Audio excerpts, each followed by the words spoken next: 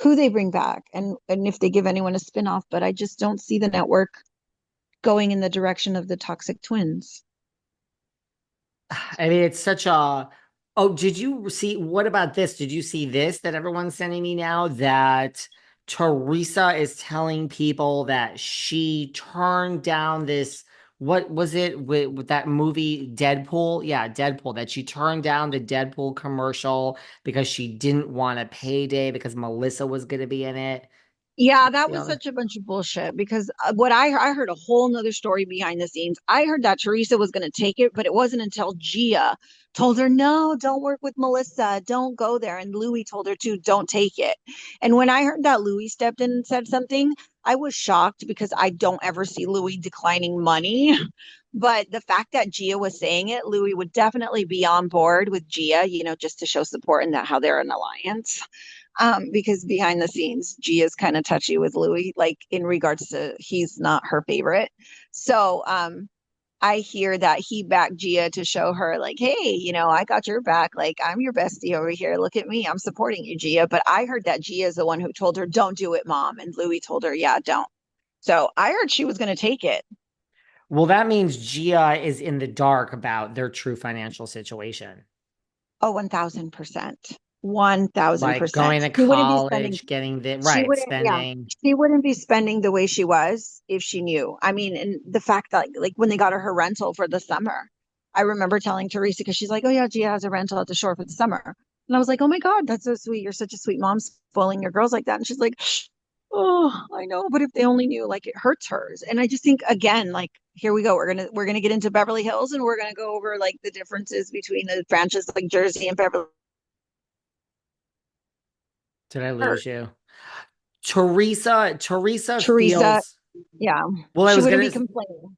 well, I was gonna say Teresa feels like she can't say no to these girls because their father got deported. She went to jail. It's like enough already. You got to say no, girl. This is not the way to Yeah. spend. You have nothing coming in over here, you know? Yeah, for And I sure. love when people say to me, "Oh, well, she got villains." First of all, I don't think villains was $250,000 like Traders is. Let's start with that. And that money cleared. I mean, how long ago was she paid for villains? Like a year? That money's Because gone. she filmed Villains in February and March, and according to Melissa, I mean, we were all talking at the time, but I remember getting off to Melissa, and she's like, "Oh, she's out of the house," and I was like, "What?" And she's like, "Yeah, she was only there for like 2 or 3 weeks, I think, so she didn't make it very long." But yeah, that was in the early part of this year.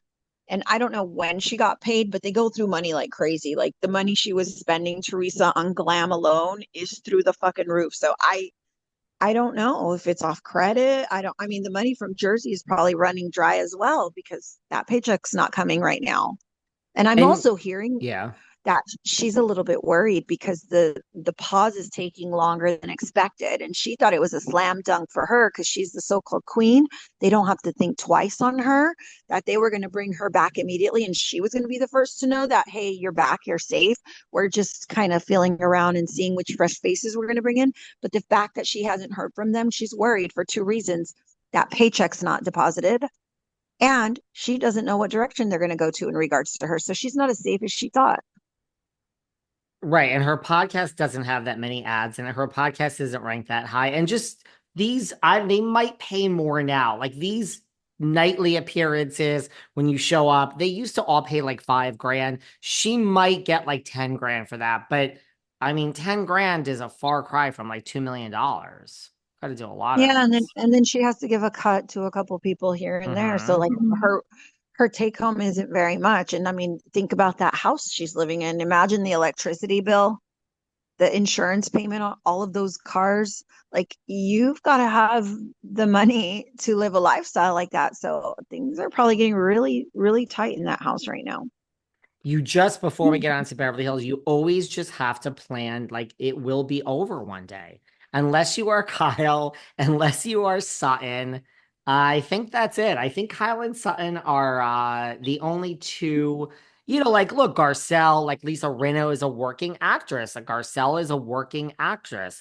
Erica needs to work. You know what I mean? Like, so I think unless you're like one of a few people like Heather Dubrow and the OC, like you just got to plan for when this ends. When it ends, I mean, look what's going on with Vanderpump Rules. Like they're like, bye, we might have you back, we Yeah. might not have you back. Like you got to just save all your money. You should never think it's like easy street when you're on these reality shows.